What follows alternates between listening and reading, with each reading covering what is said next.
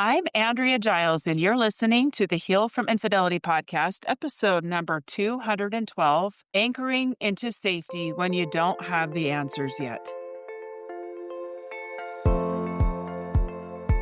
Hello, and welcome to the Heal from Infidelity podcast, where courageous women learn not only to heal from their spouse's betrayal, but to become the boldest, truest, most decisive, and confident versions of themselves ever. If you know there's more for you than the life you're currently living, but don't quite know how to get there, you are in the right place. Stick around to learn how to create a life that will knock your own socks off. Is it possible? It is, and I'm here to show you how. I'm your host, Andrea Giles. Are you ready? Let's dive in. Hello. Welcome back to another episode of Heal from Infidelity. I hope that this episode finds you well. Today, we're going to talk about uncertainty.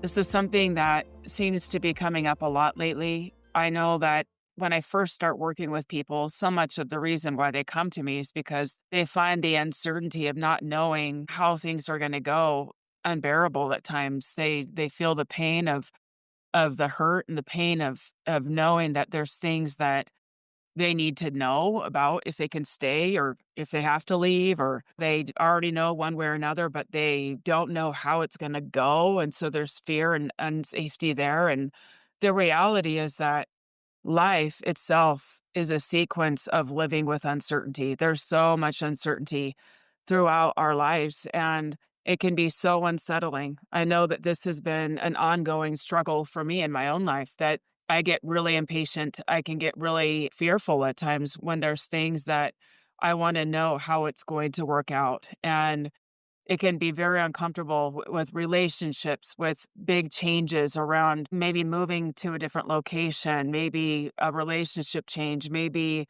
just like personal changes internally that you're like, I know that I need to lean into this. And I'm so afraid because I don't know what is going to happen. I don't know how well it'll be received. I don't know if I will lose people. I don't know. Right. And so it can be very, very uncomfortable. So today I'm going to be talking about it again. It seemed like it was needed today. So this is what I'm bringing you today. Okay. So this middle ground where answers haven't arrived, or maybe I want to back that up. Maybe answers have arrived. Maybe there are things that you do know, but you know that you acting on some of those answers could bring some ache, could bring some difficulty, could bring maybe some pain. And so maybe you hold back. And it could be that you don't know and that you really are kind of waiting for some information. It can bring out fear. It can bring out control where we want to control it so we can determine how it goes. It could bring out self-doubt and shame, all kinds of things. We could make ourselves wrong, think if I were stronger or clearer or more healed, I'd know what to do by now. And in reality, that's just a big fat lie, because all of us are moving along in this life at the pace we're at with different things that each of us bring from our own life experience, from inherited traits, from current circumstances. There's so many things that we're bringing along, and we're doing the best we can. I really do believe that. And we don't intentionally say, I'm not going to heal. We don't intentionally say, I'm not going to be strong, right? We're doing the best we can. And sometimes it can feel like so much has been piled on us in various ways that it can sometimes feel impossible to take a move forward without knowing how it's going to end. How is this going to go, right? And I want you to hear what I say here, that the in between, it's not a punishment. It's not to show you where you're doing things wrong. It's a teacher. It's just a teacher. Okay. It's showing you things. It's teaching you. It's revealing things. It's opening you up to possibilities that maybe you couldn't see before, that can then embolden you to make some of the moves or to be consistent in what you're doing while you wait for outcomes to show up. Okay. So let's start here at an important place, which is around the nervous system. Our nervous systems love certainty. They love to know. They love to know how things are going to go. Our nervous systems are wired for us to survive. We want to know what's coming so we can prepare, so we can plan, so we can protect ourselves, right? But when life won't give us that clarity yet, it can stir up every part of us that equates unknown with unsafe. And for most of us, unknown does equal unsafe. And you might notice parts of you trying to fix or hurry and decide to, get somewhere or force an outcome just to make the discomfort stop. Maybe you catch yourself ruminating, spinning stories to try to close the gap between what you know and what you don't. That's not weakness. It's your nervous system trying to help you feel safe. Like, okay, give us some direction here, give us some direction. And that ruminating can sometimes create a space where it's trying to give you certainty, but it's doing it in a way that's actually working against you, creating more confusion. This episode is about a different kind of safety that is available to you, even in the midst of all of that. And it comes from anchoring inside yourself instead of reaching for an answer outside of you. This in between is actually a sacred place. It's where old identities fall away. The ones that said you had to have it all figured out or that your worth depended on how quickly you could move on or your relationship status or parenting status, whatever that may be. In between seasons, ask us to practice presence. Ooh, they're hard, aren't they? Even as I'm saying this, I'm like, yeah, but I don't like that either. Because I really don't. I really don't. I don't like in betweens. I don't like waiting to see how things are going to work out. I really don't. And I will say that something I do know is that learning to be with it,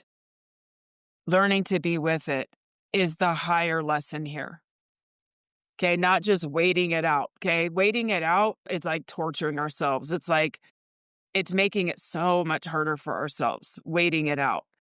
This place of presence, of bringing presence to it, of growing our capacity to feel what is there, is actually what's going to help us to know what to step into next. It's going to lead us forward. This in between is helping us learn how to hold tension without rushing to resolve it. It's allowing us to be with life as it unfolds rather than trying to outsmart it. Being with it rather than trying to outsmart it. I often think of it like this. When a seed is underground, from the top, it looks like there's nothing even there, right? We can't see it. But all the transformation is happening where no one can see. And if we dig it up too soon, we interrupt the process that was meant to lead that little seed to growth, right? We interrupt it. It's like we have to stay out of the way. Give it the space it needs. You're the same. What if these in-between places, what if you could lean into the belief that there are much bigger things at play here? That there are bigger things being reworked, reconfigured. Maybe there are things being reworked and reconfigured in your loved ones, in your partner, that you actually kind of have to step back from, that are not totally dependent on you. Please know that. Not dependent on you and you showing up perfectly. Like, that's way too much responsibility. What is needed here sometimes is stepping back and letting things unfold while simultaneously listening to what is true for you. In the past year or so, I've had a lot of truth bombs come through, a lot of them for me. And not all of them have been easy. In fact, none of them have been, because every single one of them has asked me to step into growth. Even as I'm saying this out loud, it makes my voice shake a little bit, because every single thing that has come through has required me to shed identities, to be honest with myself and with others, to admit what I already know to be true, even if it means rocking the boat in different ways. It's been quite challenging. But when we are in these in-betweens, there is truth that's going to emerge. There are things that are going to be revealed. There are things that you already know that will become clear if we allow the space for it to become clear. So how do we do that? How do we do that? First, number one, name what you do know. You do know something. What do I know for sure today? What's true right now? It might be as simple as I'm breathing. I'm safe in this moment. I am safe. I'm somewhere warm. I have water. I have food. I have fresh air. I have people that love me. I'm safe in this moment. I'm breathing. I'm capable of meeting this moment. Did you know that all you need to do is meet this moment? That's it. You don't need to have what you need right now to meet a moment in 2 years or in a year or even next week. You meeting your moments now, you meeting yourself as you are now, will give you the strength and capacity to meet what's there next week, next month, next year. Meet yourself in the moment. What do I know now? What is true right now? And it can be more than I'm breathing, I have support. Those things, yes, those are great places to start. But there can be other things too. Like, for example, I know that I am deeply loved. I know that at this moment, I have enough money to have the things that I need. I know that I am where I'm meant to be right now at this time. I know that in the past, I have been given information of what I need to do or things that I need to find out right on time. I know that I can trust myself, that if needed, I can make really courageous decisions. I've done it in the past and I can do it again. Okay, there's many different truths that you might have, okay? For me, one of the big ones for me this past year has been around spirituality and knowing that there's a whole level of spirituality that I meant to learn about, that I meant to study, that I meant to understand, that I meant to live, that I meant to bring into my work. And it has been uncomfortable and stretching, but there's also something really powerful in honoring something that you know, even if you don't even know why it's there. There are things that you know, that only you know, that you don't even know how to explain. Like if you're trying to put words to it to explain to somebody else, the words fail, but it's still something that you know. And the fact that you know it is good enough. No one else needs to trust it but you. Okay. All right. Number two, slow the timeline. There's often no actual emergency, just the illusion of one. Okay. Probably the thing that's on your mind, it probably isn't an emergency. Okay, if you're in a situation where there's abuse, yes, that is urgent, okay? That is urgent. If there's not abuse, there's likely an illusion of an emergency. Okay, what if you can soften your own internal deadline?